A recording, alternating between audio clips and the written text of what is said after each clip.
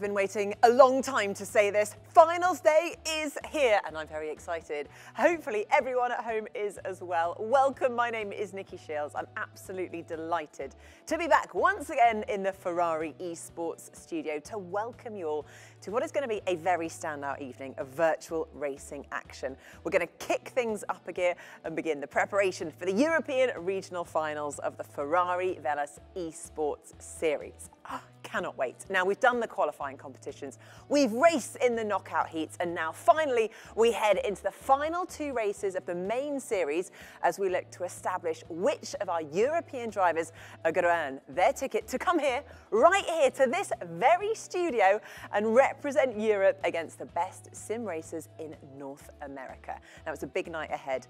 And of course, helping me navigate my way through all the ups and downs that are sure to unfold is, as always, my trusty sidekick, Paul Jeffrey. Hello, Paul. Hello, good evening, Nikki. Good evening, everybody. Loving the energy for that introduction, and just like you, so excited to get into the regional finals day here, the Ferrari Velas Esports series, and rather cruelly, we're ramping up the pressure to our drivers. This is going to be an evening full of storylines, of trials, tribulations. Someone's going to be happy and many are going to be very sad by the time we get to the checkered flag. And to be honest, Nikki, it almost feels like we need another set of eyes and ears in the studio to help us unravel it all. I always knew you were the clever one out of us two. I think that sounds like a very good idea indeed, Paul, now, because of course throughout the season we've been very lucky because we've had a couple of special guests in the hot seat next to Paul. Of course, they've been virtual racing stars. We've also had some major talents of the real world circuit. So I think it is now time to bring on someone who knows what it takes to make a real simulation work. Ladies and gentlemen, please welcome Kunos Simulazioni. I practiced that pronunciation. He's the head of vehicle and handling R&D. Aris, oh, this is when I get your surname all wrong. Vasilakos. How was that? Thank you. That was fantastic. Thank you so much. Welcome. Thank you for joining us. Aris, before we get started, and I'm saying teach, Nikki, but teach me as well. How do you say assetto corsa competizione? Well, first of all, you have to move your hands, otherwise it's not correct. So you have to say assetto corsa competizione, but you have to move your hands. Go on, try it, Nikki. Assetto corsa competizione.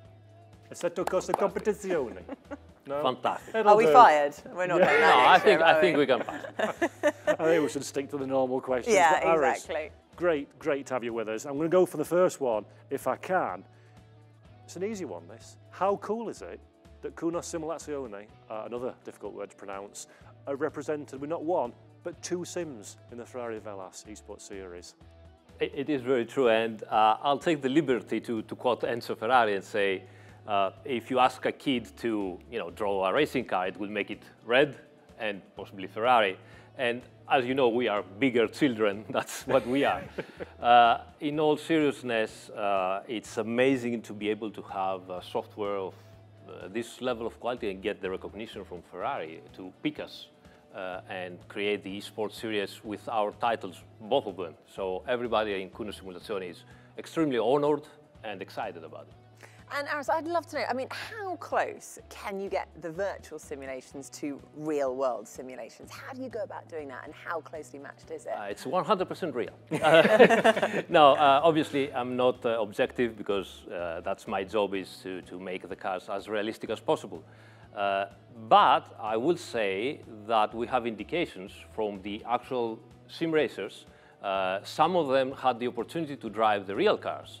And every time we gave that opportunity, the sim racers managed to make amazing lap times, very close to the actual drivers, and it seems that we're doing something correctly, if that's the case. Absolutely. Well, I think sort of on a related note to that one, there's a famous phrase of the cars aren't real, but the racing certainly is.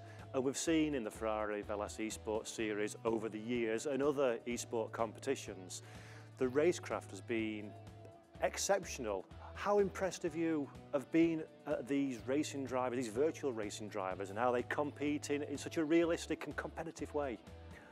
I'll tell you what, I'm not impressed because it's been almost 20 years that sim racers were competing in the very high level. And everybody in the community, we were absolutely certain that given the opportunity, those guys, those drivers, they would compete at even higher level, and we have the opportunity to see them in action now, and some of the races have been incredible. We had even real drivers watching the races and get excited about it, so it's amazing. Yeah, it's fantastic to see this level of competition across the board, and ACC and Assetto Corsa, ACC, Assetto Corsa Competizione, is that exactly. Right? Is that right? Is that right? Very good. And the original Assetto Corsa are a fabulous platform for our drivers to compete, the wealth of tracks, the wealth of cars as well. Is that going to be an interesting challenge for the drivers to bridge both simulations in one competition?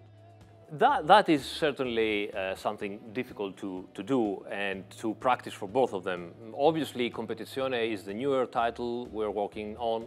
It's still under development actively, and the physics have obviously make another step forward and towards realism.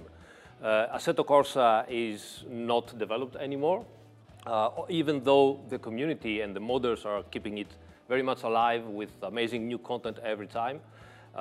But it's not so easy to go and jump from one to another.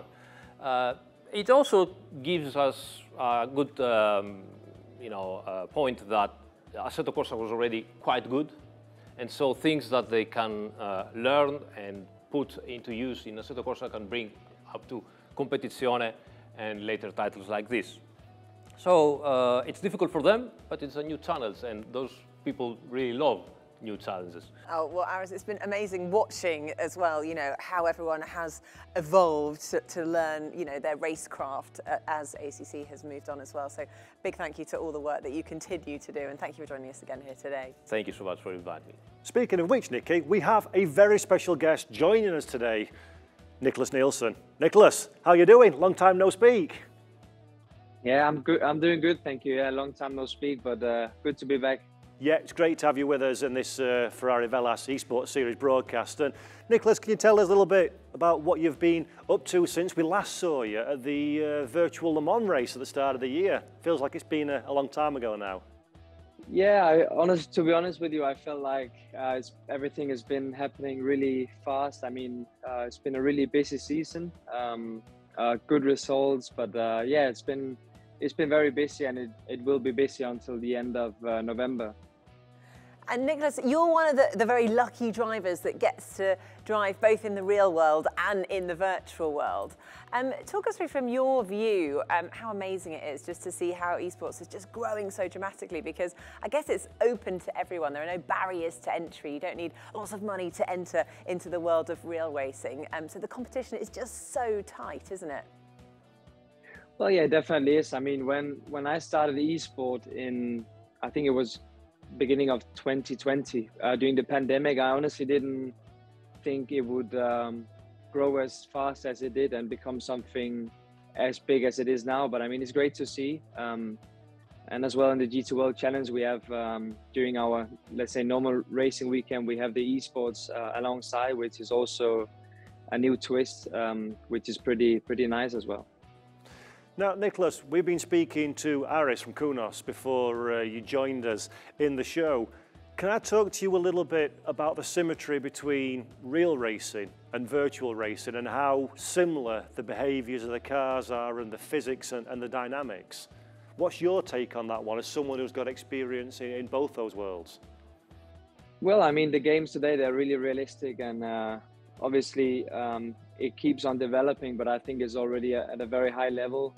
The only thing you obviously don't get is G-forces, but like the rest of it, braking points, gear changes, even the sound is so accurate that is, yeah, it's almost scary, really.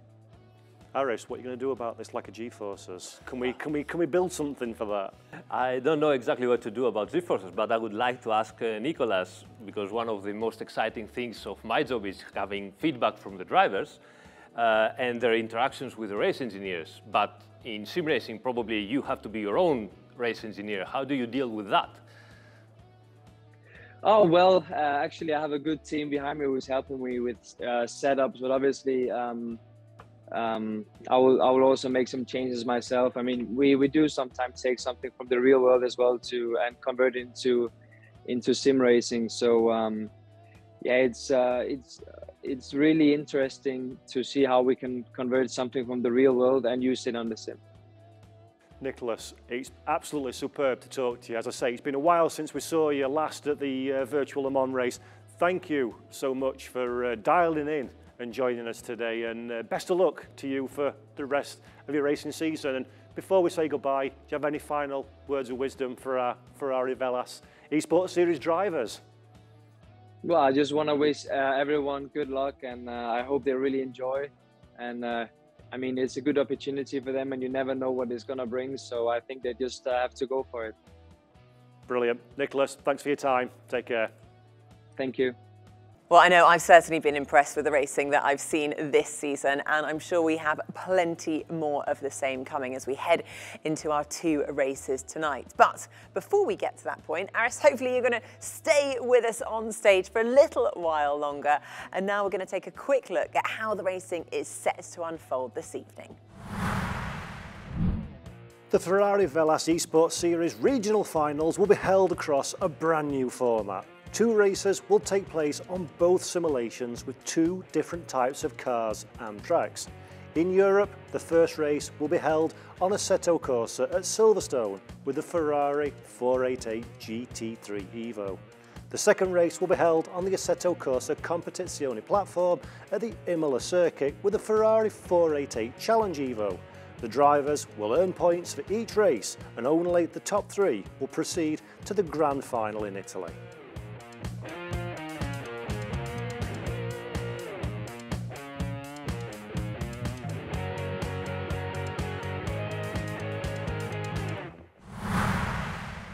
Okay, so we all know about what is about to unfold tonight. We've heard from the development team themselves, thanks to our special guest, Aris. But now it's time to have a word with another famous fan. You might have heard of him before, pretty big in the world of Formula One, Charles Leclerc. Well, lucky old Paul got to catch up with him earlier. Ciao, Charles. Welcome to the regional final show. How are you doing? Hey, all good, all good. It's crazy to know that it's already the final, the regional final of this amazing championship. It went by so quick, so I'm really looking forward to follow the final.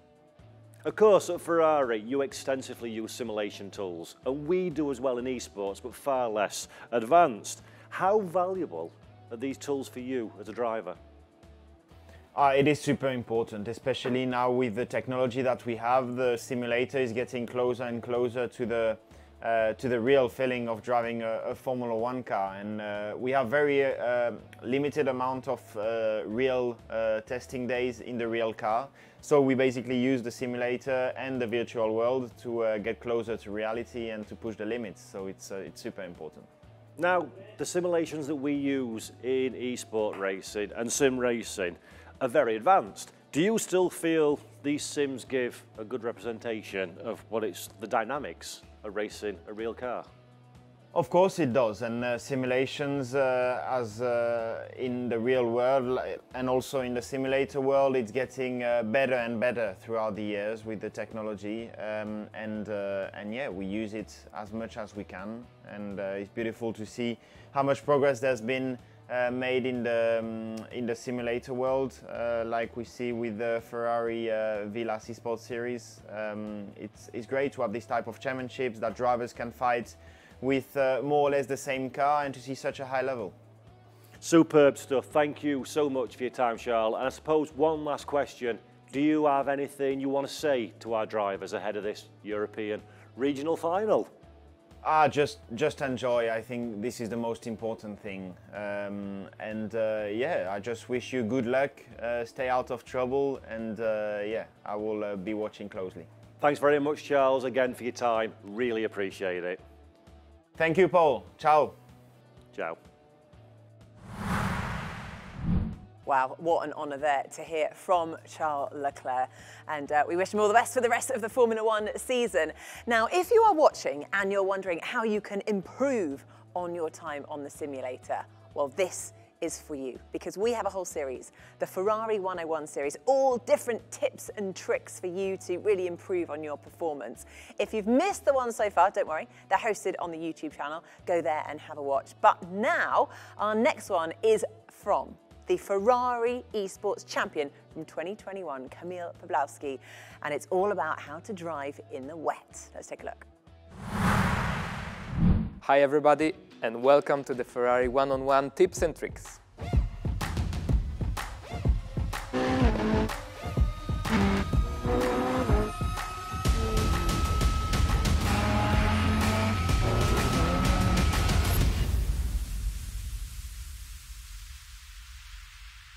Hello guys, I'm Kamil Pawlowski and welcome back. Today we will analyze the rain conditions. Racing in the rain is a whole different story. Racing line, braking points and overall driving style needs to be adjusted depending on how much it is raining. The most tricky part is when it starts to rain when you least expect it. Be extra careful when it starts to rain and you're still on the slick tires. These conditions are actually even trickier than fully developed rain on the wet tires. When the rubber on the track gets wet, car can become unpredictable, snappy, and the tire pressure drops rapidly. When it's raining, it's advisable to increase traction control and ABS. And remember, we talked about it in the previous episode, so take a look. Regarding the traction control and ABS, it's most important to regain confidence and understand the car behavior to aim for a good lap times and consistency. It is recommended to set the traction control and ABS just a bit higher to reduce the risk of sliding and locking the tires. Be careful, adapt and push. There are several settings in ACC that allow us to counteract bad weather, more or less violent, starting from type of tires and ending on detailed suspension changes and aero setting. So now, let's put it in the simulator and test it. As you can see, using an aggressive setup in the wet, although we have wet tires, is really difficult. We are losing the car a bit even in the straights because of the water puddles. It is too low, too stiff and too aggressive, resulting in snappy, oversteery and dangerous behavior. It's quite unpredictable. Let's try a safe setup now. As you see, setup turns out to be more conservative, perfect for new drivers who need more control. It is clear that we maybe go just a bit slower compared to the aggressive setup, but the car is easier to control, more stable and predictable. At least we can finish the lap and grow up in the consistency. Let's try to go on the grass in the wet. The result is exactly what you have been thinking. The car will never stop except when it hits the wall or you just spin. So I just advise not touching the grass at all. We try to go on the curbs in the wet and the reaction is that the car will easily lose control, so keep the steering wheel steady and be ready to react and counter-steer when needed. We have seen what happens when it rains and how to react in case of need, especially if from nothing during a race it really starts to rain. Do some tests as soon as you have free time because it could happen to deal with certain atmospheric conditions.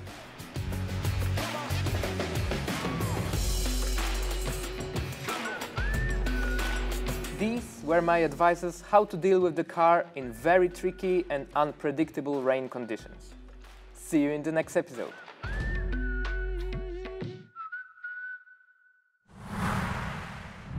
Well, thank you to Kamil Pawlowski there for taking us through that, and hopefully that will improve your performance in the wet. Now, it is time for us to announce the finals, the last regional finals entry list, the 24 drivers that are going to be racing today. Paul, over to you. Ivan Shementinsky, Leonardo Pagano and Jonathan Riley headline the contingent for Europe from Taurus Godovincius, Nico Pantola, Michael Tanitsa, Alessandro Miragalia, Une Cabo, Michael Romagnola, Marcian Swiderich, Antonio Fadale and Adrian Cott, Sandro Tavakaladze, Dominic Ullman and Italy's Dario Emulo join the European entry list with Eureka Slavanak, Hugo Merles, Philip Slaske, Federico Pedrini, Maurice Stryker, Andrea Miato, Kirill Sadrolov, Luca Vignola and Julian Seinheld, rounding out the 24 drivers that will take to the European field. Okay, we are getting close to waving that first green flag of the night. But before we do, we should probably take a bit of a closer look at the two circuits that make up the entertainment this evening. Well, first up, we are heading to a favourite of mine, the home of the British Grand Prix in the heart of motorsport in the United Kingdom. It's Silverstone, of course, a popular and famous racetrack. Now, Silverstone is known the world over as the birthplace of the Formula One World Championship, not to mention its fierce combination of high-speed corners that make this such a challenging and enjoyable driver's circuit. Now, it clocks in at a little over 3.6 miles in length, and it features breathtaking corners, the likes of Maggots, Beckett's and Chapel combination. Silverstone is going to provide an incredible venue to kick off our European Regional Finals broadcast tonight.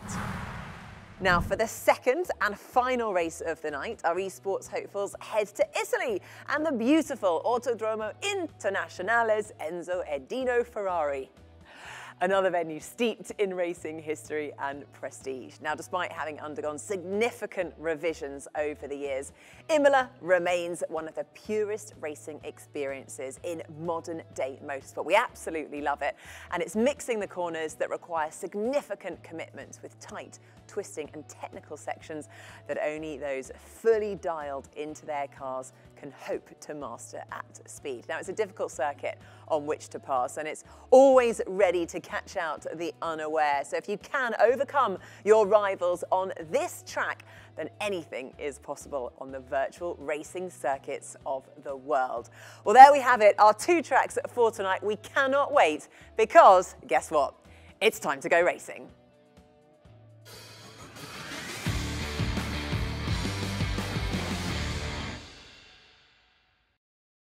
So, the time for talking has come to a halt, and the time to go motor racing is upon us. Nicky Shields alongside me, here in the commentary box as we're heading to Silverstone in Assetto Corsa and the Ferrari 488 GT3 Evo 2022 for our first race at the European Championship. Nicky, exciting times ahead. Exciting times indeed. Let's take a look at the Europe Regional Final entry list. There we are. We have in those top three spots for the British driver, Jonathan Riley, there in P3 at the moment. Italian driver Michael Tunizza is a familiar name to all of us. Martin Swederick, who's done well in the past, down there in P10. But yeah, some of the names that we've seen before and some new to this year.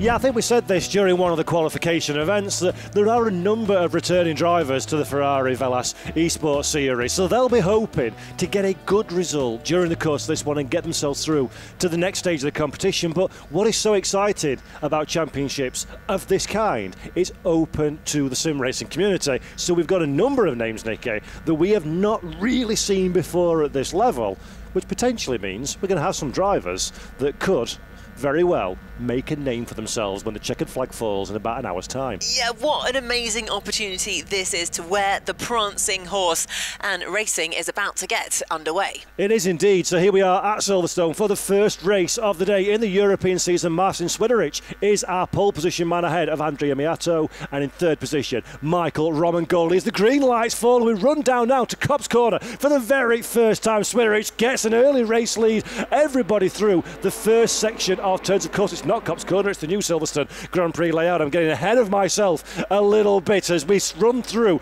the new part of the Silverstone, well, the relatively new part of the Silverstone racetrack. A couple of drivers further down the running order, just running out of racetrack, but Great Britain's Jonathan Riley holds on to third position. Nicola Patola moves up into position 11 as well, and it's a bad start for Fadali down in 20th place, losing a couple off of the line. Slightly bit of a messy start there for quite a few of the drivers, but Martin Swederick had an absolutely flying start there, managed to hold on to his pole position and is just eking a little gap between himself and Andrea Miato just behind him. And Romagnola has just dropped back from P3 where he started into fourth position, but I'm sure it won't be long before he's making up a space. Yep, so we're looking at Jurika Slovanak now in 16th position. Can he make that 15th as we run down the old start finish straight to the original layout of the Silverstone and into Copse now? So here we go for what was was the original first corner. Very brave for Eureka Slovanak around the outside, runs out of racing room. That gives an opportunity for Godovincis in 15th place to hold on to that spot, but the racing incredibly intense as we come through the Beckett's Maggots Chapel complex of corners, still too wide with a number 4 and number 45 machine. Eureka Slovanak has to concede and drops down in 17th position. Absolutely love this championship. Proper wheel-to-wheel racing from the very start. And remember, this is a 30-minute long regional final, so still got 28 minutes to go, and we've already seen plenty of action with Sloveniak there with, well, a battle on his hands. Yeah, really good. And now what's happening with Eureka? While he's racing for this position, he's allowing Sadorov behind to start to buy into that fight as well. Moving further up the field, we're looking at Michael Romagnola now, currently in 4th position, so he's got Jonathan Riley next up the road. And don't forget, this is a points-paying 2-race format, so you need to get a good result in both events. So yes, he'll be disappointed to be outside the podium positions at this stage, but there is plenty of racing still to go, and you want to bank those points. As we look now, Eureka Slovanak once again in the heart of the fight, and Sherbatinski is the man that he is squabbling for track position. So Eureka Slovanak having a very busy opening couple of laps of the Silverstone race. Yeah, and let's not forget, you know, it is the top 3 drivers over the course of these 2 races that get to go through to the grand finale. So it's absolutely critical for these guys towards the sort of mid-pack, towards the pack. They've really got to work their way up towards the front. I mean, ultimately, I suppose they're hoping for Swederek or the likes to make a mistake, because these guys are absolute pros. They really are the best in the business, and we've seen this consistency from them in terms of their performance. So yeah, I think the rest of the pack have really got a lot of work to do. Yeah, they really have. We're looking at Maurice Stryker now, currently in 8th position. Look at the concentration as a picture-in-picture there in his Ferrari t-shirt as well. Stryker pushing through. This is one of the most famous section of corners on the Silverstone Grand Prix circuit. Runs a little bit deep in the middle of Beckett's, but manages to get the car back to the apex for the run through Chapel. This is absolutely critical now as we come down the Hanger Straight, one of the fastest parts of the racetrack. Adrian Cott that we're looking back at just behind the Nigella machine. Cott trying the slipstream of Federico Pedrini that we're looking at now as well. So again, there is Federico. We can see picture in picture, very different driving position for the Italian as well, much closer to the steering wheel, arms bent at 45 degrees, a more comfortable way of keeping hold of the car. And Federico Pedrini needs that comfort at this stage in the race because he's under immense pressure from Cott behind. So what is the typical seating position that you take to, Paul, when you're racing? Traditionally, you try and have your arms bent a little bit in the cockpit because that takes the pressure away from your shoulders. That allows you to be a little bit looser on the steering wheel. You can allow the car to breathe a little bit more underneath you and kind of do what it wants to do. Drivers that go a little bit fixed arm, long armed to the steering wheel, you're forcing more tension into the wheel, and then that really that makes the car more nervous as well. But again, Nicky, it's all down to your personal preference. Andrea Beato was just having a Sunday cruise there, little wipe of the hair, make sure he looks cool as he's in 2nd position.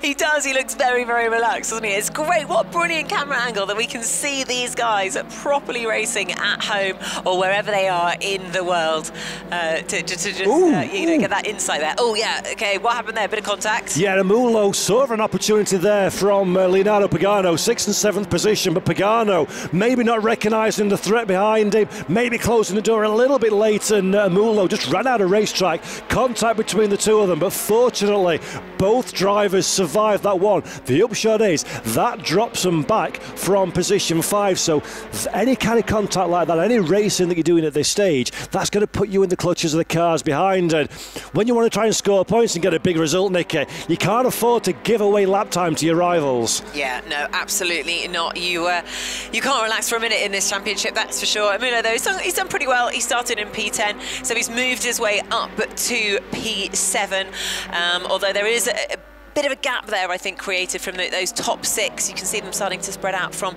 the rest of the field.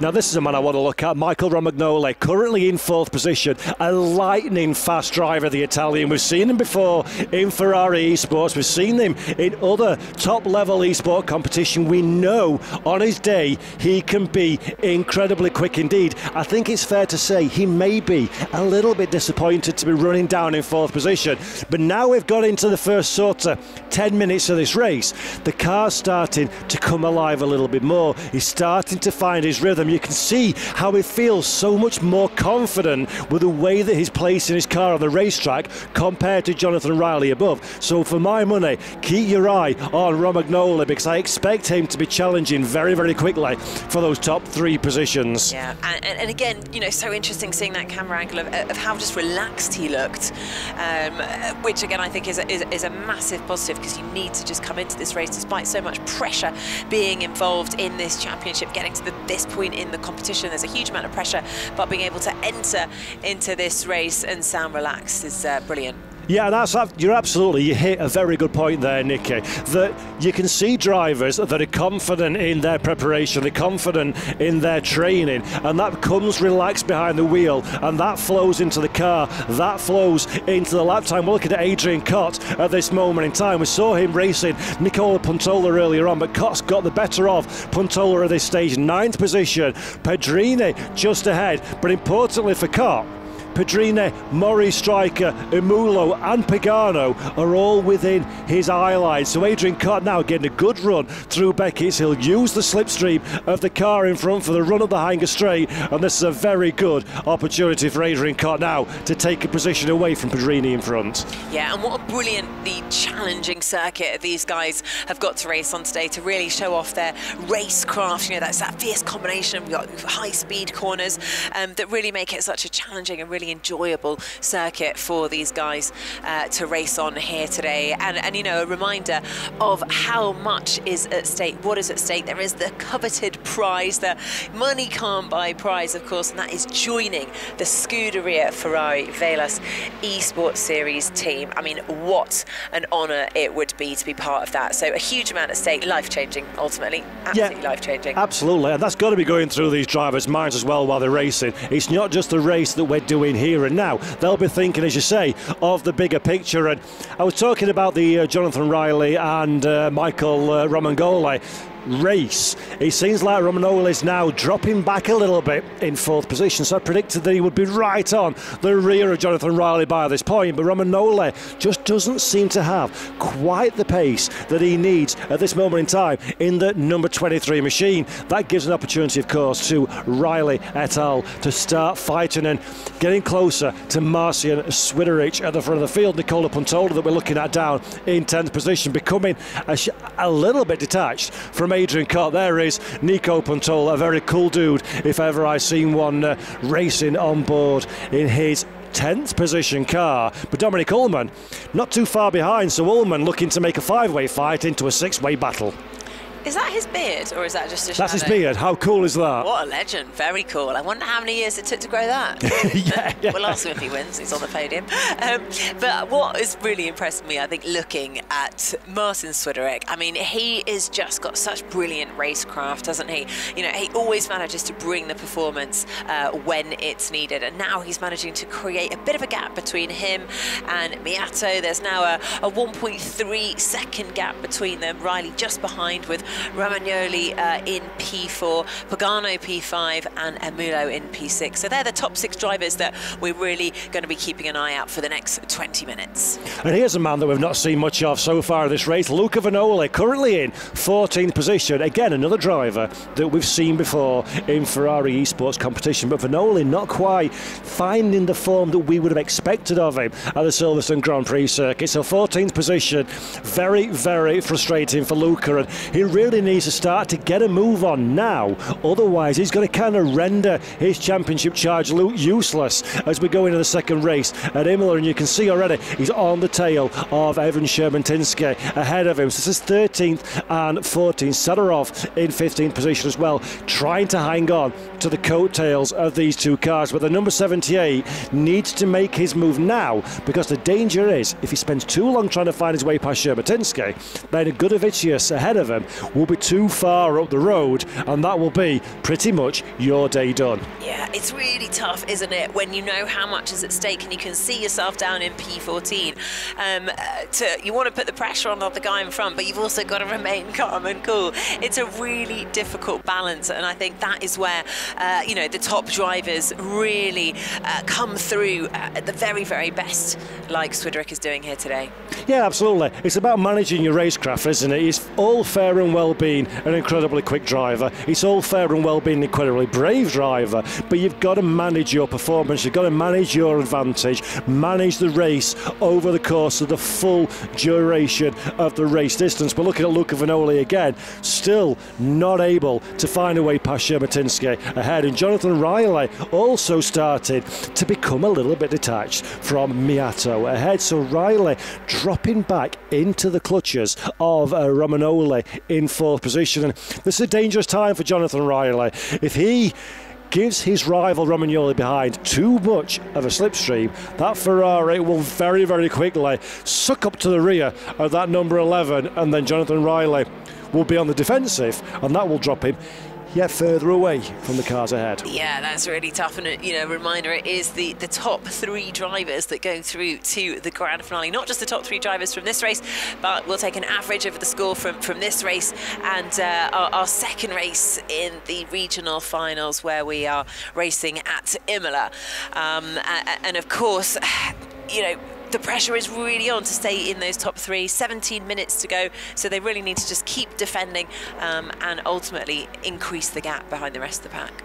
Yeah, of course. So, I mean, just to sort of add on to that one, Nick, these are, for anybody at home that's new to the series, these are points-paying races. 25 points for the victory, 18 points for second position, 15 for third, and so on and so forth. The points will come together over the course of these two races, and then somebody will be crowned, or classified, shall we say, the overall Ferrari Velas Esports Series European Regional Final Champion. And those top three then, as we've spoken ad nauseum over the course of this broadcast, those top three will then move on to the overall grand finale and race our North American cousins. So come on, Europe. I'm not biased, but come on, boys. Absolutely, of course we're biased. Yeah.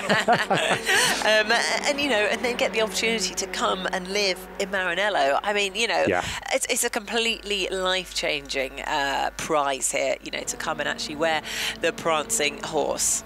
It really is. Now, Nicky, this is something interesting. Andrea Miato, that looked very, very comfortable indeed in second position, starting to fall back quite dramatically into the clutches of Jonathan Riley and Romagnola as well in fourth place. So Miato now under a heck of a lot of pressure from the chasing pack, and this is really exactly what Romagnola needs in fourth position. Let these two squabble. Opportunity presents itself now, and Jonathan Riley gets a fantastic run through the Vale chicane, looks to the outside into the next corner. Not quite enough room. Good coverage there from Andrea Miato. Well defended on the inside. Miato got to get a good launch now through the final corner, but Riley will be picking up a slipstream all the way through this run as we come down into T1 past the Silverstone wing building. Miato will have all the pressure on his shoulders in the world, and I think Riley might be lining up for an overtake. There we go. Show your nose to the inside. Miato has that one covered. Goes to the inside. Miato tries to cover the outside line as well. That will become the inside for Jonathan Riley on the lock stops, on the brakes, just avoids contact with the rear. But Romagnola, as predicted,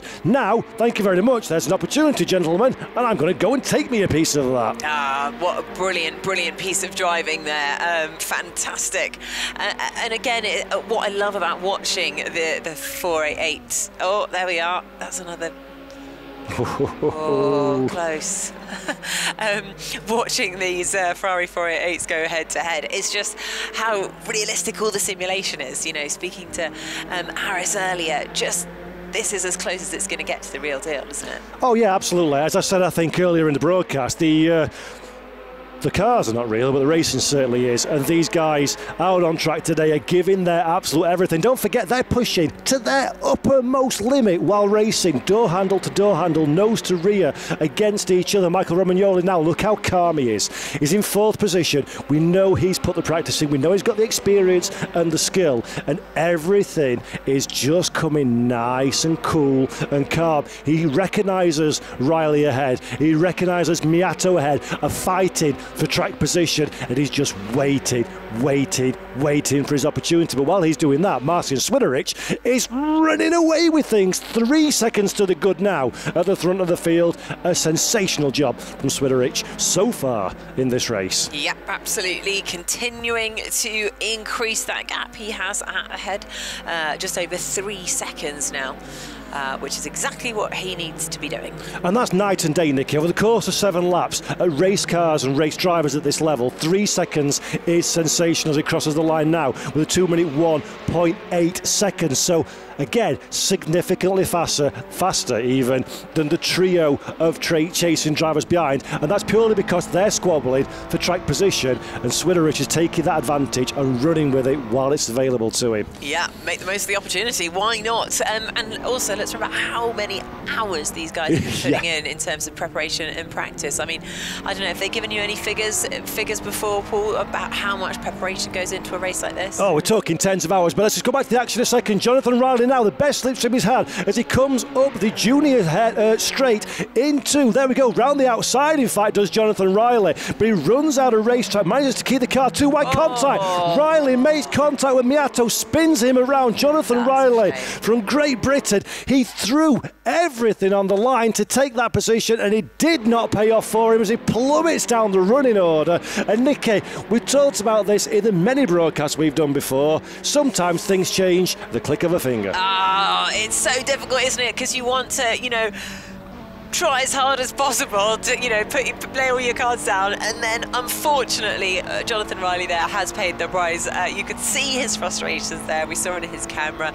He's shouting at his screen, very frustrated, hugely disappointed, because that really takes him into P11. He is now out of the points at the moment. He's got a huge amount of work to get himself back up into you know, proper point scoring positions. And Romagnoli now throws the car down the inside of a recovering Miato. Great overtaking manoeuvre from Romagnoli on the brakes, committed, confident on the inside, gives his rival racing room as well, and the Italian driver Michael Romagnoli, there we go, impassive behind the steering wheel, takes over that second position. So Miato's gone from defending his second place from Jonathan Riley to losing out to one of his rivals. So Miato needs to take a few moments now to compose himself in the last 11.5 minutes. Easier said than done, though, of course, because he knows the pressure is just mounting and there is no time to relax. They've got to stay 100% focused at all times, and you know that's something that they're going to learn once they're part of the esports team with Ferrari. There are so many skills that they're going to learn. Their proper racecraft. You know, it's not just about practice, is it? It's about so many different areas. It's the mindset coming into these races. It's the preparation. Yes, it is hours in the sim, but they'll have their own trainer as well. I mean, there's just so many different elements to it, and that's how they really hone in on their technique to increase their performance going forward. Now, as we head into the final third of this race, probably the biggest story to keep an eye on is, does Romagnoli have enough pace in that car to start to gap Miato behind? Further down the running order, we're looking at Maurice Stryker, 7th position, so he moves up one, of course, courtesy of Jonathan Riley's little excursion a couple of laps ago. So Stryker now very much in the fight for 6th, 7th, 8th and 9th with Pedrine, Adrian Cott, Nico Pontola and Dominic Ullman rounding out the top 10. But does Romagnoli have enough to keep in front of Miato, and can Miato recover himself quickly enough to get back on terms with his rival? Well, I'll have that answer for you in about 10 minutes' time. Are you not going to do any commentator's curse and make a prediction? Definitely not. I would hate to have an influence over the course of this race, Paul. But my bet's on Swiderich. No, he just seems like, you know, he's got a 4.5-second lead now. Absolutely phenomenal. You know, we haven't really seen that kind of gap in this season so far. So he really is doing an absolutely fantastic job, properly controlling this race. You can see Dominic Ullmann there, absolutely focused in the zone. Down in P10 at the moment, you know, he's going to get a point for that, but that's not going to be enough. He needs to be right up there fighting, I think, sort of at least P5 to be in with a chance to going through to the grand finale. But look at the concentration on Ullmann's face. He's just talking to himself, coaching himself there, leaning into the corners. Even though that doesn't make a difference in the sim, you get so invested in what's happening on the screen in front of you, in your hands with the steering wheel, that you can't help to sort of put yourself into that environment, and that is absolutely fantastic to see. We're having a look now at the squabble for 16th and 17th position. The black, red and white car that you see at the top of your shot is Michael Tanitsa, brother to Scuderia Ferrari Velas Esports driver David Tanitsa. So Michael not having the opening to this regional final that maybe he would wish for at this stage in proceedings. He's got the 89 now very firmly chasing him down for track position. Yeah, that is unfortunate. I'm sure he's going to be slightly disappointed with that result here today. But, you know, he's got a lot of passion for this sport and definitely won't be giving up. He'll be coming back stronger in the next race for sure. As we look now, it's a bit further up the running order, so same colour car but in a different position. This is Nico Puntola in 9th place. Adrian Cott is the man under all the pressure in the world, and Nico really seems to have found the pace. In fact, Cott runs a little bit wide onto the rumble strip, gets the car back on the racetrack, but Puntola has. The overlap was becoming a Beckett's contact between the two of them. The 14, great save from Nico Puntola there, gets the opposite lock, wound on, manages to keep the car broadly pointed in the right direction and holds on to that 9th position. But that will very much enliven Dominic Ullmann and Jonathan, the recovering Jonathan Riley behind as well. So Nico Puntola needs to start looking in his mirrors, because there you see the red and the silver car squabbling over position as Dominic Riley moves back into the top 10. Oh, I love the livery of that car. It looks so cool, doesn't it? Yeah. Jonathan Riley there doing well, putting on the pressure, I suppose. Not quite doing a fantastic job as we saw from him earlier after that mistake that he did make. But he will finish with some points if he finishes in P9. 2 points for 9th place, of course. Not quite sure what's happened to Adrian Cott. We saw him in pit lane, and now it's turned into a DNF, which is a did not finish. So Adrian Cott drops out of the top 10 and down to the bottom of the running order. That moves everybody behind up one. So Jonathan Riley, having just moved into the points paying positions, now finds himself in 9th place. Next on the road is this man, Nico Puntola. So Jonathan Riley, yes, disaster to have the contact and the spin facing the wrong way, but this has been a masterful recovery drive, and if he can liberate that 8th place from Nico Puntola, that will have been quite the stormer from Jonathan Riley. 6 minutes, 43 seconds left on the clock. Yeah, the countdown is really going fast now. Yeah. Just over 6 minutes to go. Martin Swiderick there, still in the lead by a whopping 4.6 seconds. Romagnola just behind him in P2. P3 is Miato, P4 Pagano, and rounding out the top 5 is Mulo. Now, these are obviously brilliant point scoring positions. These are the 5 drivers that we're really going to have to keep a close eye on as we go through into our second race. But we still have 6 minutes to go, so you never know what could happen. Yeah, there's plenty of racing still to do. And to answer my own question from 10 minutes or so ago, Michael Romagnoli does have the pace to gap Miato behind, so he's made second position very firmly, that of his own 4.7 in arrears, as you say, from Martin Swiderick. But Jonathan Riley has not finished this recovery drive, not by a long shot at all, as we're coming down the Hanger Straight firmly in the slipstream of Nico Puntola. The slipstream causes the car to wash out a little bit wider than Riley would have liked. Dominic Ullmann, for good measure, follows him through on the rumble strip at the exit of the previous corner. But it does seem like Jonathan Riley, at this juncture in the race at least, has the pace over Nico Puntola ahead. The big question, Nicky Shields, is can he find a Ferrari 488 GT3 Challenge type size hole to get past Nicola Puntola in the next 5 minutes? It's going to be hard. Vignola is not going to make it easy for him, that's for sure. And, you know, he's going to need to have a really, really strong result. And you know, he's going to need the other drivers to have a poor result in the second race if he is to get through into that grand finale. But it is, of course, the top 3 drivers, so you never know.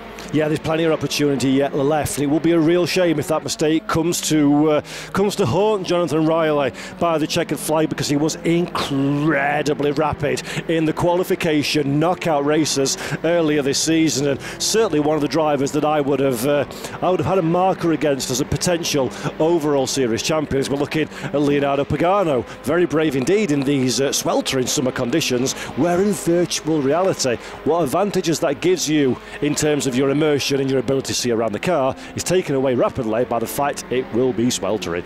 Yeah, absolutely. It's really interesting, isn't it, how each driver has their own preferences. These are very much available, but quite a lot of the drivers don't like to use the headsets. Do you have a preference, Paul? If it's cool enough, and I live in England, so that's every day of the week, I absolutely adore VR, but it has some benefits, it has some negative side of things as well. It just depends on what you're most comfortable. Sickness from it? Not at all, not at all. I just get very, very, very, very, very, very, very, very, very hot indeed. Right, I know what we'll be getting you for Christmas, an air conditioning unit. Oh, for sure. There you go. Right, okay, so 3 minutes, 41 seconds to go, and it is Martin Swiderick who is currently leading the race here at Silverstone. Race 1, he's just set a lap time at 2-minute 2-second.05. Wow. Yeah, which is pretty impressive. And then Romagnola there is closely behind. Well, I say closely behind. It's actually a 4.9 second gap, a fantastic gap between him and Swiderick. And then Miato just behind, 2.8 seconds. Yeah, it's a real, at this stage in the race, that is an incredible pace from Martin Swiderick at the front of the field. 12th position, Kil Sadrigov. We see in position 12 car number 77, currently involved in quite the fight with Ivan Sherman-Tiski ahead and Eureka Slovanak down in 30th place. Slovanak not really making the progress that we expected. Yes, there are different cars around him than the last time we saw him, but the position remains the same in P13, so Eureka will be hoping for a Eureka moment at Imola to get some more points on the board. Yeah, I don't think it's just him that's going to be waiting for that Eureka moment. I think there's a large number of drivers on that list who are going to be waiting for it. But fingers crossed, you know, they can pick themselves back up and join once again for our second race. Which will be getting underway directly after this. Yeah, and that's what's really good about this competition. There is absolutely no time to rest for these drivers whatsoever. Get Silverstone out of the way, boom, boom, boom, move on, and you're straight on to the next race. This is our race leader. This is a man we've not seen much of, Nicky, pure and simply because he took the green flag and then just checked out from the rest of the field. What a performance. Yeah, now, and he's got a really good air conditioning unit going, because the curtains are definitely blowing in the wind, so I don't think he's going to be too hot. Maybe that's the secret. I think there's a song title in there somewhere about blowing in the wind, but yeah, Martin Swiderick really performing at an exceptionally high level, and we've not seen this kind of performance from him at this stage in the competition. But this is when you need to turn it on, isn't it? When we get to the meaty end of the championship, this is when you need to save the big performances of Martin Swiderick very firmly. I like that though. Did you just see Martin? He just took a very big, deep breath. Yeah. Kind of let the shoulders relax, like, here we go. This is it. On to pretty much the final lap of the race. And actually, that's the kind of thing that we've spoken to many of our different guests over the course of this season about. How do you cope in these kind of conditions? And a lot of them say the same thing. Stay calm, regulate your breathing, just take stock of the activity that's happening around you and just let things fall into place. That's exactly what Martin Swiderick is doing at this moment in time. He's just not letting the car drive him, but to drive the car and bring the result home, even with a 5.2 second advantage over the chasing pack off. Ooh, hello. Yeah, well, you just can't relax, can you, until the checkered flag goes, as you said. And it's always easier said than done. Oh, just stay relaxed, even though this is probably a life-changing moment. I mean, I can't stay relaxed, sat here watching and commentating it, so I have no idea how these drivers managed to cope with all the pressure. We just saw a little bit of a snippet there of Amulo in 5th position and Leonardo Pagano having a bit of a squabble at the checkered flag. And That's got to be so difficult, hasn't it, Nicky, when you get to that point where you're literally within touching distance of the flag and you've got somebody nipping at your heels. Oh, yeah, exactly. What do you do? Obviously, you've got to defend as hard as possible, but maintain track position. This is absolutely critical. This is when it counts. Yeah, this is really when it counts. Now we're looking at Marcin Swiderich on the final lap of the opening race of the regional finals of the Ferrari Velas Esports Series. For the very last time, we will come down to the chicane. Swiderich will be braking a little bit earlier than he has done previously, just to make sure he hits that apex, keeps the car away from the dangerous sausage curbs at the inside of the corner. Gentle application of throttle, keep the rear slip to an absolute minimum. Look at the camera, wave your arms. Marcin Swiderich takes race victory in the opening race of the Ferrari Velas Esports Series European Regional Final. Michael Romagnola will cross the line in second position. Andrea Miato sits on the bottom step of the podium, and if I have ever seen a signal of intent from a driver to say to his rivals, hello boys, I'm in this for the overall victory, it is a drive from Marcin Swiderich there. That was absolutely phenomenal. A commanding race from Swiderich. Didn't look back once. Yeah, a lights to flag finish. Huge congratulations to him. And 25 points in the bag. He set himself up into the most perfect position ahead of the next race at Imola. Romagnola there, also fantastic job. And a brilliant battle, I think we saw between Miato, Pagano and Emulo, but it was Miato who has managed to secure himself third spot on the podium and 15 points in the bag. And that is absolutely critical to remind everybody at home that maybe missed the start of this race. These are two racers in this regional final, and they are points-paying racers. So yes, Swiderich will be delighted to have took race victory, but there's still another race to go, and it's Imola. And Imola is the kind of circuit that laughs in the face of the overconfident. So, oh yeah, a good start, but it's by no stretch of the imagination signed, sealed and delivered at this stage. But that's a happy boy. Marcin Swiderich bringing the car around to the pit lane on his slowing down lap. And a job well done, I think. Yeah, job very well done indeed. Pat yourself on the back, but don't relax for too long, because you've got to do it all over again in a minute. Yeah, exactly right. And 30 minutes went pretty fast at the home of the British Grand Prix, I think there. It was a nice introduction to the regional finals. Yeah, what a fantastic track. So much history here, you know. It really is kind of the birthplace of Formula One in the UK, of course. And it's just been the perfect place to have this race. So there we have it. These are point scoring positions. It is Marcin Swiderich with 21 points. Michael Romagnola with 18 and Andrea Miato closing the top three with 15 points. So 50% of the job has been done, and now we head to the Imola circuit in Italy, the Ferrari 488 Challenge Evo, Assetto Corsa Competizione. And Nicky, I don't know what these conditions are in advance, but I see a little bit of wet stuff falling from that there sky. Hang on a minute, you would have thought Silverstone's raining, not Imola. I thought the sun was supposed to shine in Italy.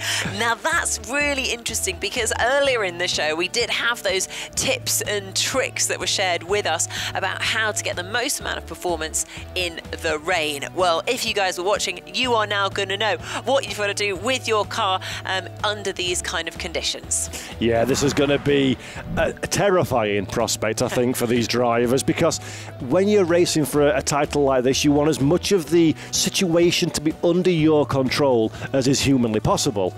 And rain is the definition of having things not under your control anymore. So I don't envy anybody. No, although, you know what, some drivers absolutely love driving in the rain. Actually, it was Lewis Hamilton at Silverstone. He did a phenomenal race driving in the rain. So I think it might actually suit some of these drivers. Obviously, only time will tell. You can see there that the race is going to get underway in 1 minute and 15 seconds.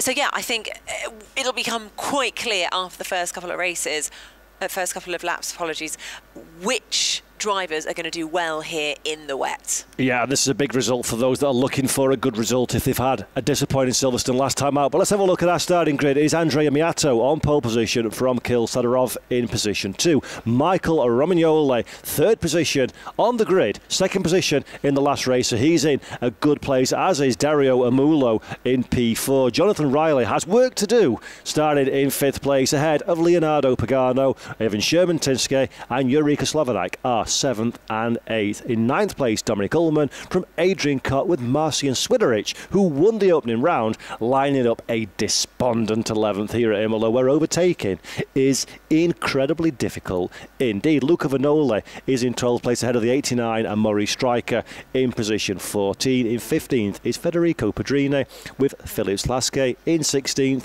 Antonio Fadale is P17th. Michael Tanitsa, a despondent 18th on the grid. Hugo Merle in 19th. Nico Pantola, Sandro Tabakaladze, Torres Gudavincius, Uni Cabo and Alessandro Miragalia round out our 24 cars as we are about to go racing for the 2nd and final time here at the Ferrari Velas Esports Series.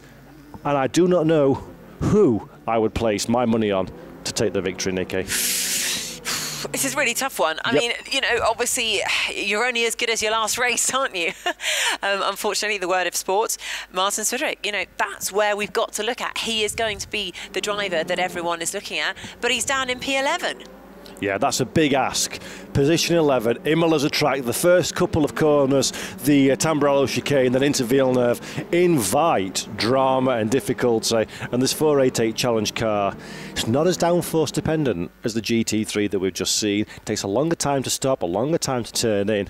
I would not want to be mid-pack in this, in these conditions in particular. No, it's a really, really tough challenge. They're obviously just warming up, getting a bit of heat in the tyres.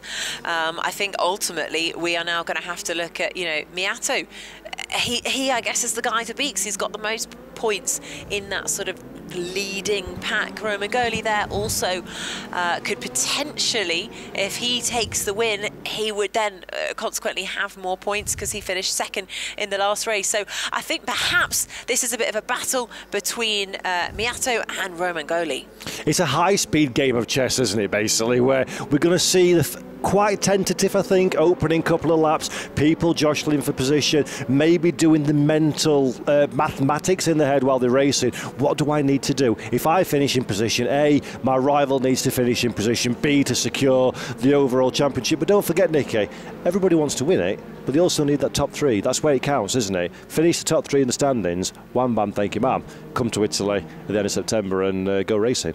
Yeah, that is a very good point. It's not just the winner that secures themselves a position in the grand finale. It is the top 3, and then we'll have the top 3 from the North America regional finals coming together, and all 6 will be together here with us in one room, going head to head, which will just be fantastic to actually meet them all face to face. Yep, absolutely. It's going to be very exciting times, but back to the task at hand. Let us take this opportunity while the cars are coming through the back portion of the circuit, ready to begin their rolling start, just to familiarise ourselves a little bit with colour combinations and race numbers so we know who's who as we head down into Tamburello. Miato in pole position is rocking car number 73. That is the black and yellow machine that you see there. The black and red machine just behind him, that is Sadirov, who we didn't see very big result from in race 1.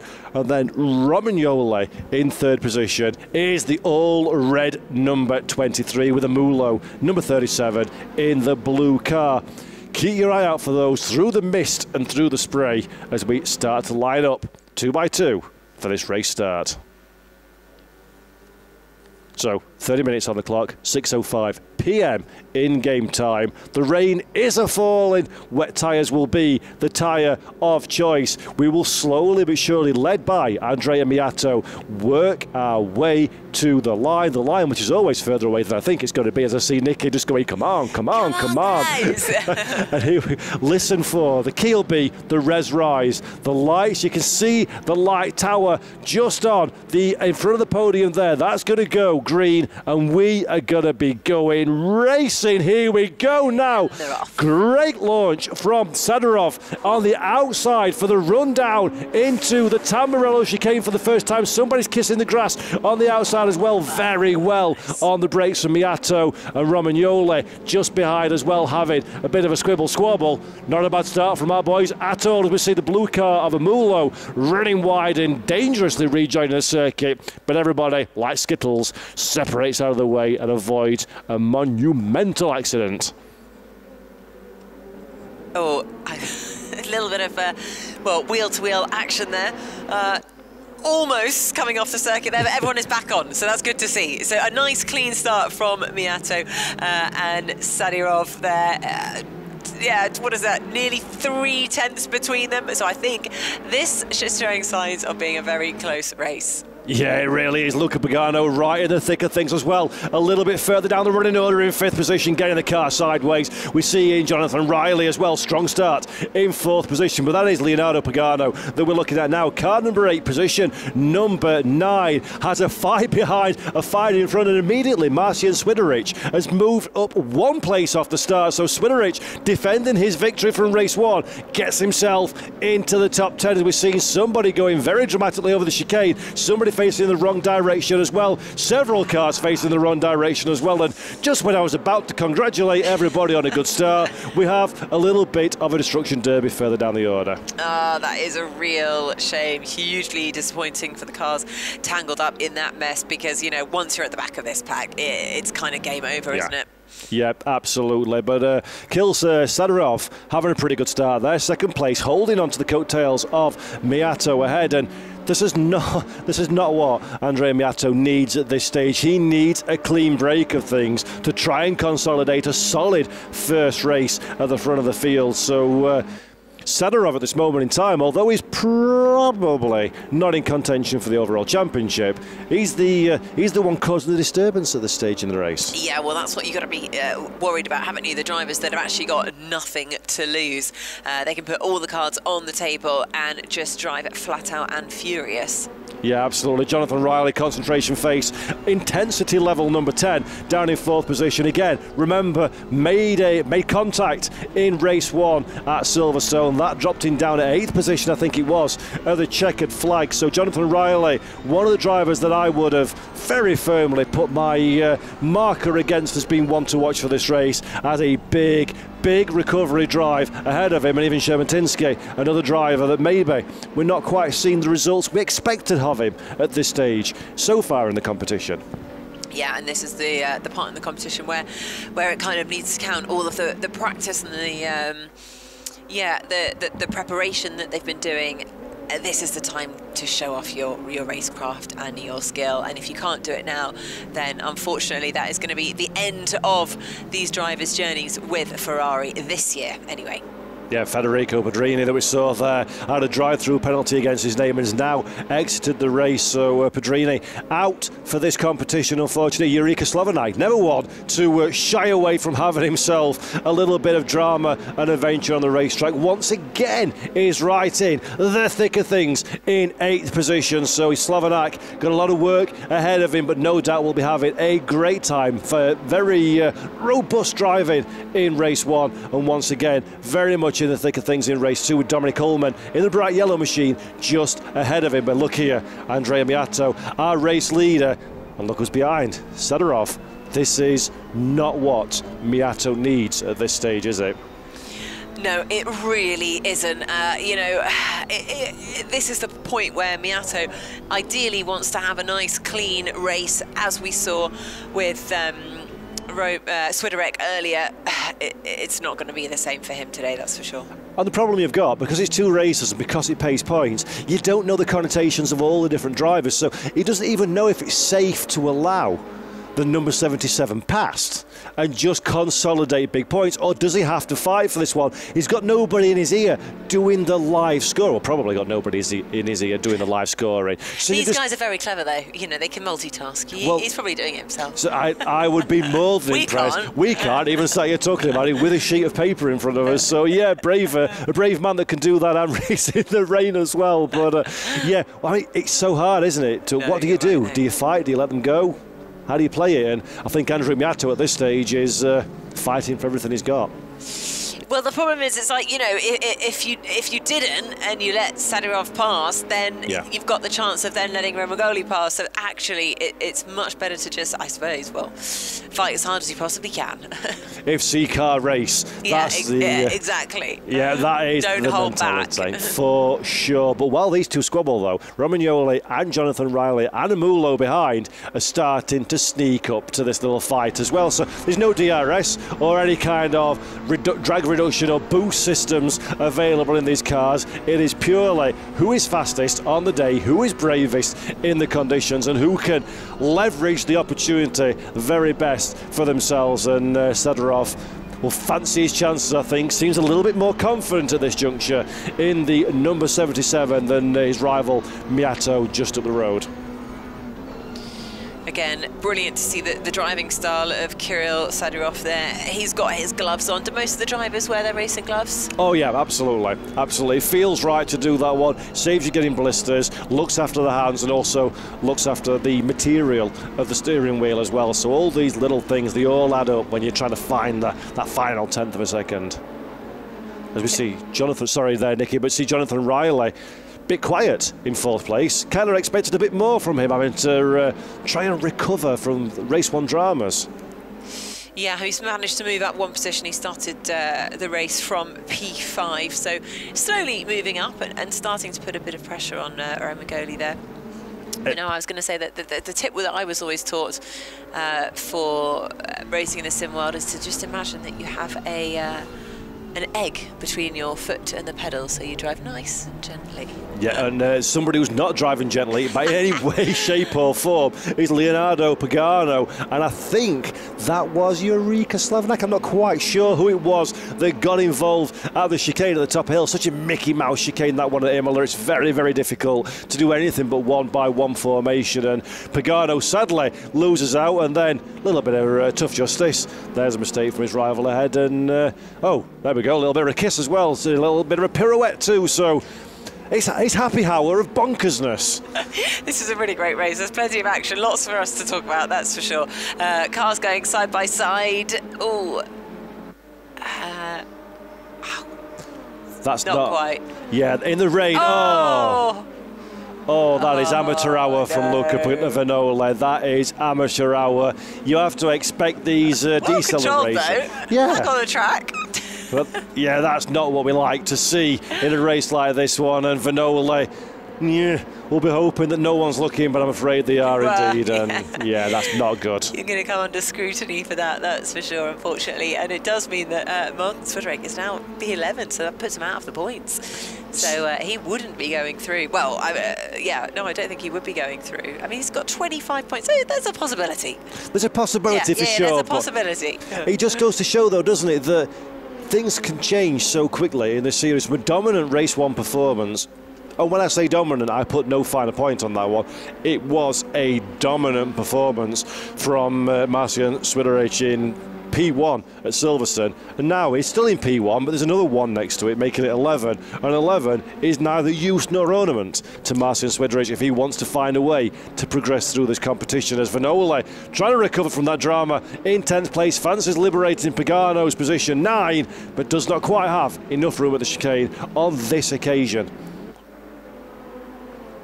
Yeah, so, I mean, actually, there is a chance that he could get through because, of course, he did get 25 points. So, actually, depending on where his sort of, the biggest rivals that we're talking about is Romagnola and Miato. So, as long as they don't necessarily, well, they could outperform him, get more than 25 points, but as long as there's a third driver that gets more than 25 points, then he could still be within a chance. If I've learned anything in my moderately long commentary career, mental maths live on air is never a good idea. So I'm going to do all the kind of like computations. Yes, absolutely none whatsoever. I'll wait till there's a pretty graphic comes at the end of the screen that tells me who's champion, because I'll be wrong without any shadow of a doubt. But Dario Amulo, he's a man that's got himself a fair chance. Had a solid race one, banking decent points, and he's in the pound seats in position 5, within touching distance of 4th and 3rd place ahead. So Amulo's a man we cannot discount at this stage, and seems to be very comfortable so far behind the wheel of that 37 machine. And he's sort of taken that position that you were talking about earlier, relatively close to the steering wheel there. And you can see, just as you said, that kind of light touch, the way he's handling the steering is brilliant, quite different to some of the other drivers. And it's interesting to see this picture in picture. Look how the car's behaving. It is wet conditions, but it seems comfortable in these conditions. He's not taking too many stabs at the steering wheel to get the car into the apex. It seems to be following the line that he's asking it to. It's not being too aggressive on corner exit in the rear end, trying to swap out as Hugo Merls now. We see 16th position down pit road and sadly out of the competition. So Amulo looking quite comfortable at this stage, but of course he has got the not inconsiderable task of keeping Ivan Sherman-Tinsky behind him as well. Heading back to the front of the field, Andrea Miato is still our race leader, but Sadorov really is zoning into the back of that car, isn't he? Yeah, this is a fantastic battle between the two of them. Oh, and he does go to what? Oh, come on. Oh, that is a disaster. Absolutely shocking. The number 73 of Andrea Miato there pushed off, really. That wasn't, is out. That is tragic. He is out. If that manoeuvre from Sadorov was a physical thing, I would be putting it in a little bag at the park and throwing it into the poo bin, because that's how poor it was. Sadorov very disappointed to make contact into the first chicane, and the upshot is that Miato now, from a comfortable position, is out of this race, and more importantly, I think, out of this competition. That is absolutely hugely disappointing there. Now, scrutineers, what's going to happen? Will Sadorov come under investigation for that kind of move? I mean, we only saw it once, and it's very difficult to make a judgment from live pictures, but that did look a little bit like Sadorov was very firmly the man at fault for that manoeuvre. But hopefully we'll see it again, or we'll talk about that one, or see that one post-race. But the upshot is now that Sadorov in first place, but look who's in second. Romagnola, who also finished on the podium in race one. So as things stand, Michael Romagnola is going to be the man that takes the overall European regional final championship. And Marcin Swiderich has got a bit of something to say about that now as he goes 2 wide. Can he make it 3 wide? Swiderich in the number 25 machine, 10th position, sees 2 cars ahead of him, goes one way, goes the other, allows Vignola and Pagano to go side by side. Pagano, I think it is, no, it's Vignola, goes and visits the beach in the rain at Imola. That is not where you need to be. So Swiderich moves at 1, and just as I was about to say Romagnoli's in the pound seats, Marcin Swiderich is staking claim to his chances of coming out on top of the championship, and is currently in 9th position and very much fired up to find a way past Adrian Cotter ahead. Now, I know I said we were never going to do any mental math live on air, but I'm going to give it a go, right? Ooh. Because once you take the top 3 podium positions out of it from the first race, so that was Swiderich, Romagnola and Massio, that leaves Pagano in 4th. That means he got 12 points, right? So Pagano needs to get an extra 13 points to match Swiderich's 25. Now, Pagano is currently down in P11. So he's got a lot of work to do. Yep. So maybe Swiderich is through. 16 minutes, 10 seconds, Imola, rain, and a lot of Ferrari. Oh, there we go. That's a mistake just ahead of Michael Ternitzer. That is Luca Pagano that you were talking about. Has just exit stage right into the Armco barrier. So Pagano, that little white P next to him means he's down pit lane. That means retirement. So scratch him off your list of people that are going forward, because Luca Pagano is out of this race. Oh. Okay. And that's why we don't do mental math live on air, Nikki Shields, because things change before we've even worked out what the answer well, but is. This is brilliant news for Swiderich then, because if Pagano's out of the race, then the next best to score would be Amulo, who was finished in P5 and got 10 points. So he'd have to get 15, and that is quite possible because he's in 4th. Yeah, and he's not that far behind Jonathan Riley as well, so Amulo. So this is the battle then that we're really looking at, Amulo or Swiderich through to the grand finale. Oh, this is absolutely on a knife edge with 15 minutes left on the clock. Jonathan Riley, despite being taken out in race 1 and dropping down the running order, is actually one of the most important men in this race, because if Riley can do anything about Romagnola, or more importantly for Dario Mulo, if Riley can lose a little bit of pace, that gives Mulo the opportunity to get that podium position he needs. So Jonathan Riley probably doesn't realise at this stage, but arguably he's the most important man for this final 14 and a half minutes, because more than one driver's hopes of progressing rest on if Jonathan Riley can hold on to third position or start to drop back. Exactly, indeed. It is really exciting. But obviously, if Mulo finished in third position, he'd take 15 points, which means if Swiderek didn't score any points, they would be matched on 25. And then I assume Swiderek would take it because he had the win. Absolutely, and also don't forget Martin Swiderek still in 9th position, so 2 points coming his way. Exactly. But as we've seen many times, that means nothing until the checkered flag falls, because anything could happen. Who's that going a little bit of grass tracking further down the running order? That wasn't Romagnola, was it? No, it wasn't. It was a blue car. Is that Ivan Sherman-Tinsky, or was that a bite mark? I'm not quite sure. We'll keep our eye on the timing screens. Too busy doing my calculations, Paul, sorry. Oh, there we go. So we'll have a look at that one. I'm not quite sure, but Swiderich has moved up to 8th position now, so we've actually lost somebody in the top 10. So Martin Swiderich, not really past anybody on track, but moves up to position 8, still behind Adrian Cott. So things are looking better and better for Martin Swiderich without having actually had to do anything. Yeah, amazing, considering I kind of discounted him at the beginning of the race. I apologise, Martin.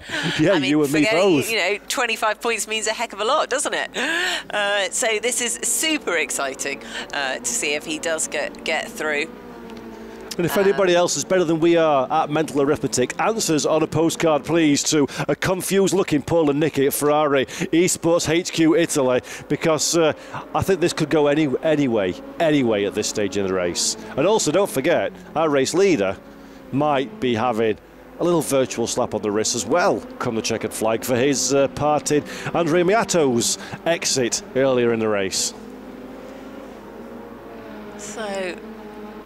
yeah, so with Mulo and Pedrini out as well, that, yeah, it leaves it wide open for Martin, doesn't it? I've got no idea.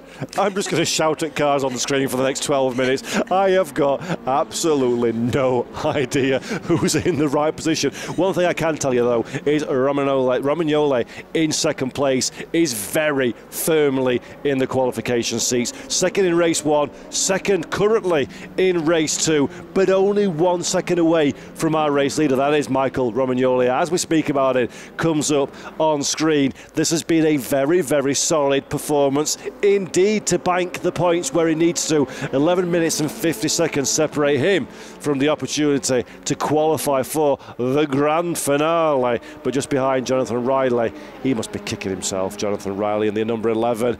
That disappointing race 1 has basically taken him out of realistic contention for this, hasn't it? Oh, it's such a shame. Yeah, so close. I mean, but, you know, very much still in the competition. And this is such a great battle. You know, they're so close. He could very much finish ahead of Romagnola with still, you know, over 11 minutes to go. And this is what I love about these drivers, and this is what I like about Jonathan Riley in particular. Despite the setback at race 1, he's not given up. He's not done what we've seen some of these drivers do, where they head down pit lane and say goodbye. He's pushing for all he's worth. He's looking for every scrap that's available, that's left on the table, and taking it for himself. At the end of the day, we'll see if that's enough to get him through. But Riley is showing another facet to his driving racecraft that I've not seen up to this point in the season. I've seen he's incredibly fast, but now he's showing that he's tenacious and unwilling to give up. And those are the kind of attributes that get you success in real and virtual motorsports. So big up for Jonathan Riley. I'm impressed with what I'm seeing at this point in the competition. Yeah, and I think, you know, the fact that a lot of the drivers that scored big points in the first race, apart from the podium finishes, they're actually out of the race. So that really does give Jonathan Riley a brilliant opportunity here. Okay, he didn't do so well in the first race, but he's doing really well now. The guys that did well in the first race are out. So there's very much still the possibility that he will get through. It's making my arms ache looking at Maurice Stryker's seating position. He looks like he's holding onto the wheel in case the wind blows him away. His arms are that far outstretched. Obviously it works for him, so all power to him as something funky is going on there with his camera as well. Maybe he's got just very long arms, so he needs the I have very long arms, but that is true. a heck of a lot closer. I got a big shock when I actually met Paul for the very first time. In reality, he's very tall. Yes, I mean, it just goes... on a screen. It goes to show, though, doesn't it, that everybody has a different comfort factor when they're driving. I wish that camera would go away now, because that pulsing in and out is making me feel... There we go, thank you. Do you think he's got some like hardcore music to get him in the zone, and the speaker's just making it like judder a bit? It could well be, but it just shows you, doesn't it? Very different drivers, very different parts of the world, very different seating positions, different hardware, different strengths and weaknesses from them as a driver, and it all comes together in great competition. By the way, Nikki, while we've been getting excited with mental arithmetic and people's seating position, the rain has stopped. Oh, good point. That's going to get spicy if you've got wet tyres on. I hadn't noticed because I'm still dry. Normally at this point in the race, we're running up and down the pit lane getting really wet. Yeah, that is true. But this is going to make a big difference, Nikki, because if the track starts to form a dry line, and if these drivers are rocking wet tyres, which I fully expect them to be, these tyres are going to drop off very, very quickly indeed, and suddenly somebody who looks comfortable might very quickly plummet all the way down the running order, or vice versa. So 8 minutes 32 seconds left on the clock. This ain't over yet. Oh, no, it is not. This is when these guys have got to really dig deep. You know, they're probably feeling pretty exhausted now. We are, you know, this is our second race. We've had half an hour. We're now into the second race.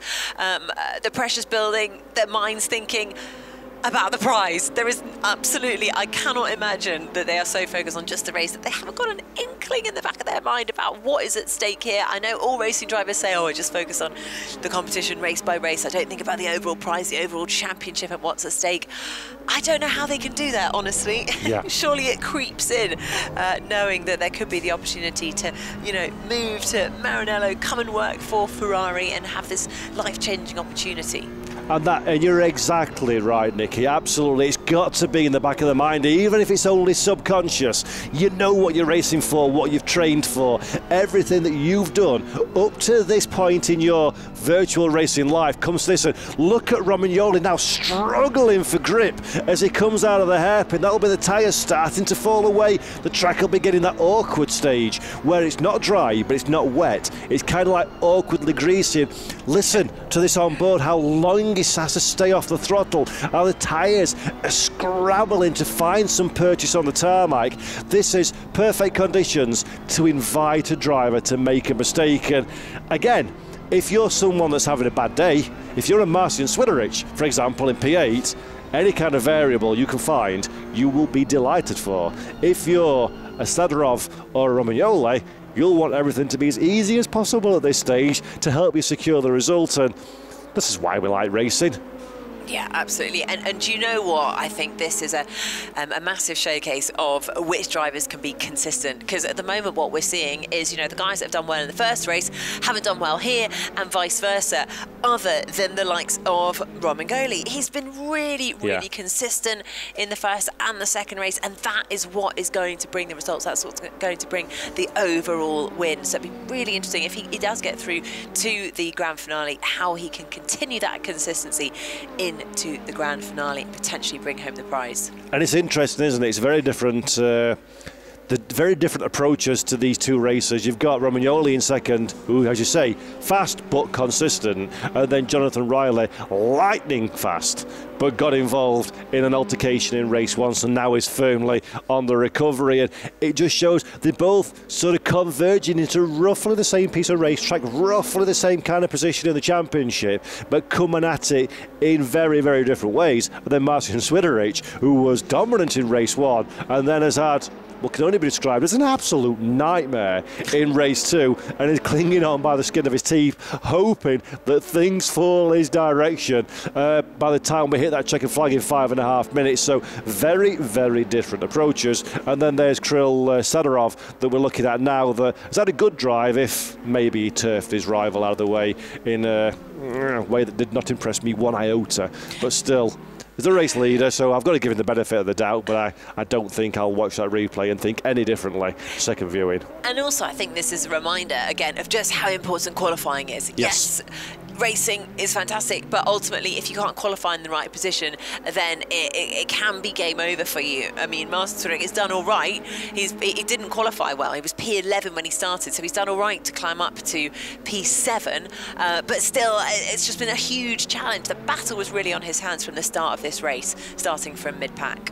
And to be fair to Swedish as well, I think half of the battle, no, 3/4 of the battle has been against the conditions rather than his rivals. And to stay out of trouble in that dangerous mid-pack on a difficult track in wet weather is much easier said than done. And now look, this is the dry line I was talking about. You see the lighter tarmac? That is where the racing line is beginning to dry off. The wet tyres on that racing line will burn up incredibly quickly, so expect to see some of the drivers moving away from the racing line, cooling the tyres on the damp part of the racetrack. There we go, down the straight there, you see Tinitz just trying to keep those tyres a little bit cooler, to keep them alive into this final part of the race. And we'll see these cars now, Nicky, become significantly more alive on the brakes, more alive in the turns, and this is when the potential for something to go very wrong indeed is lurking around the corner for anybody who takes their eye off the ball just for a split second. Yeah, and you can see just from the times there, you know, those top three, they're really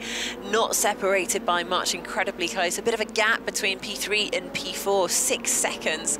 And then again, a gap between P4 and P5 with another 4 seconds. But those top three are just incredibly close. And yeah, the conditions are changing for the guys on track. I was wondering, you know, obviously when it's raining in the game, do they ever just put a little sprinkler on at home just to make it feel like it? Hey, you might just have hit on the next bit of immersive content, because you can have wind simulators, but a little sprinkler get that patented really, really quickly, because that could be your retirement plan. Guys, if anyone listening wants to go into business, Shields.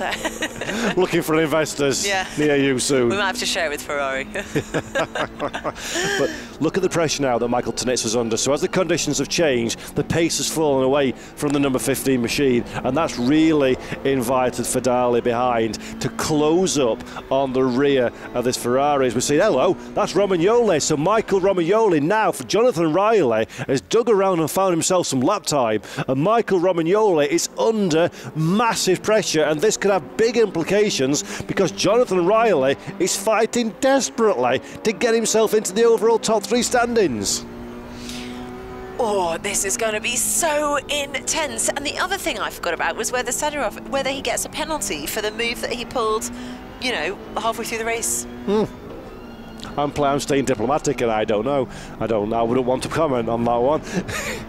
But I think as a driver, though, you've just got to assume that's not going to happen. And Riley and Romagnoli have just got to assume that they're fighting for the overall race victory. But Jonathan Riley, I don't know what he's done, but whatever he's done, he's come alive in these conditions, and he'll probably not be fully sure whether he's made it through or not, so he'll be desperate for that P2. Well, we did say that, you know, the wet conditions suit some drivers over others, and, you know, Jonathan Riley has really done a great job here.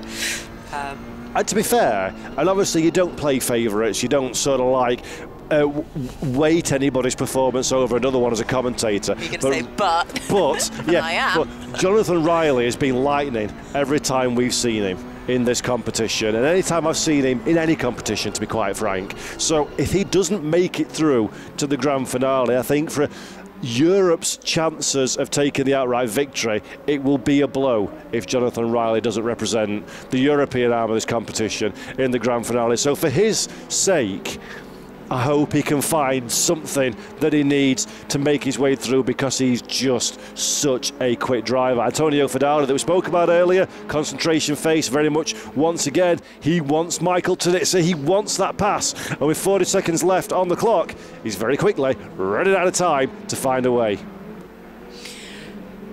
Yeah, just 33 seconds left on the clock, and then we'll go into that final lap. And this is what they've been working for over the last couple of weeks. They've known the amount of pressure, the amount of preparation that's gone into it, and this is when it really counts here, side by side.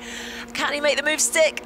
Not quite. Gap's just a little bit too big. That is some very good braking skills from Tunitsa there, around the outside on the slightly damper part of the racetrack.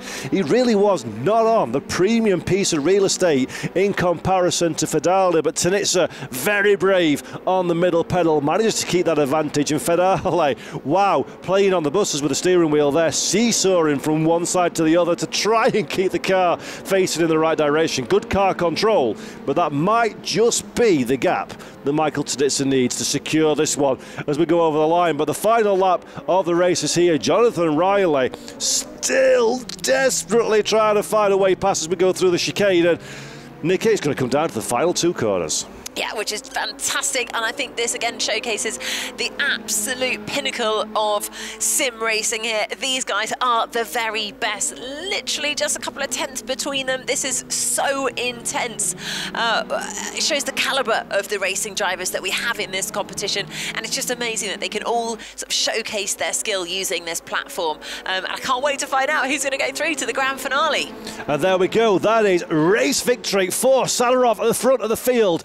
Michael Romagnola takes second position, and with it secures himself the overall European Regional Championship honours. In third place is Jonathan Riley at the death on the recovery drive, and these are our final championship standings for Europe. It is Michael Romagnola at the front of the field, Marcian Swiderich in second, and there we go, Nicky, by 5 points. Jonathan Riley gets the deal done at the bottom step of the virtual podium, and with it, a ticket to Italy.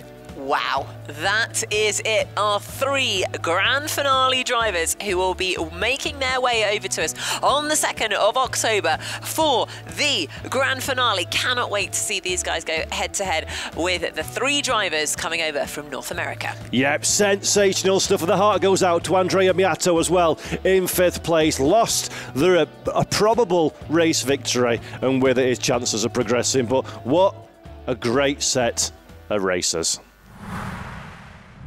Wow, just wow. What a fantastic way to end the regional finals here in the European portion of the Ferrari Velas Esports Series. A huge congratulations there to Michael Romagnola on that tremendous achievement. I mean, that was just a superb win, and I'm sure he's super excited. What do you guys make of the race? Oh, tremendous. I mean, drama, overtakes, contact, a deserving winner.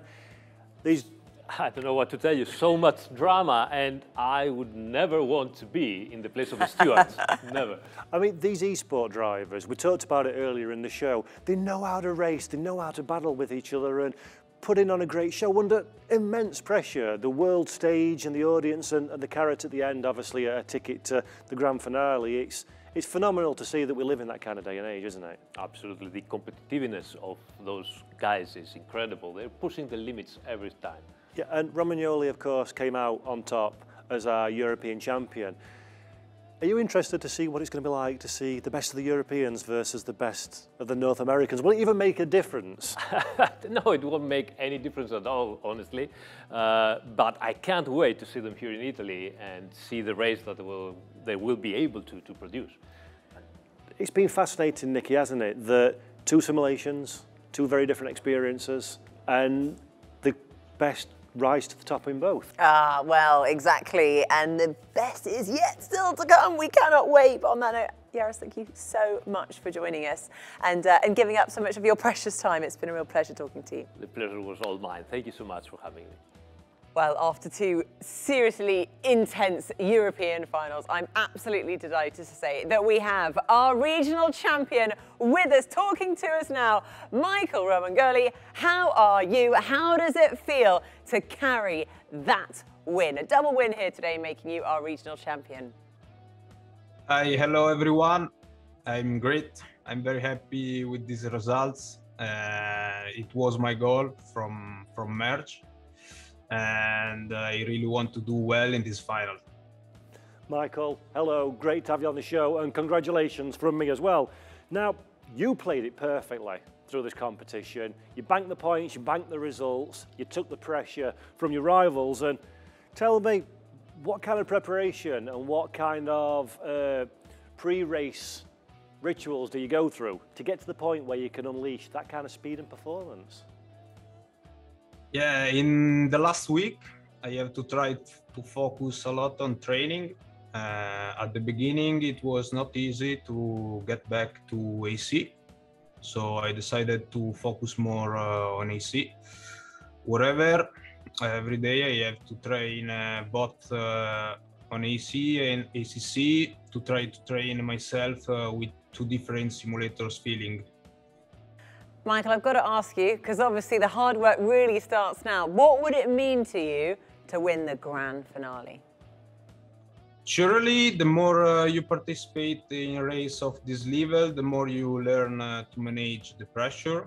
When it's time to compete, I try to stay calm, and I think that I just have to do my job. Michael, one last question from me. Every year, the Ferrari Esports series gets tougher and tougher. Can you just take this opportunity, this moment, to share a few words about the performance of your rivals that you've raced in up to this stage in the competition? I found a lot of respect on the track and very fast guy like Marcin and Jonathan. I'm just sorry for my friend Andrea Miatto, who didn't manage to qualify for the grand finals. He deserved it. Yeah, absolutely. The quality of drivers is just like nothing else out there at the moment. Well, Michael, thank you so much for joining us. Take a well-earned break, relax, but not for long, because the work really does start. We wish you so much luck preparing for the grand finale later this month, and we will see you here in the studio. Cannot wait to meet you face to face. So take care, Michael. Yeah, thank you, guys. Let's see you at the grand finals. Bye. See you then. Thank you. Bye-bye. What a treat to speak to Michael there. Clearly very, very happy, and I cannot wait to see how he gets on in the grand finale. But now, this is my favourite part of the show, because it's the opportunity where you get to win prizes. Oh yes, everyone gets the opportunity that has entered this prize draw. And now I'm going to hand over to my glamorous assistant, Paul, to tell us what are the prizes, Paul? On screen behind me, we have a Lego Ferrari 488 GT3, a Thrustmaster Ferrari branded gaming headset, a his or hers Ferrari t-shirt, and the wonderful Puma Ferrari backpack, which is a wonderful collection of swag. That is a good collection. We like a bit of swag, don't we? Well, it gives me absolute delight to say the winner is...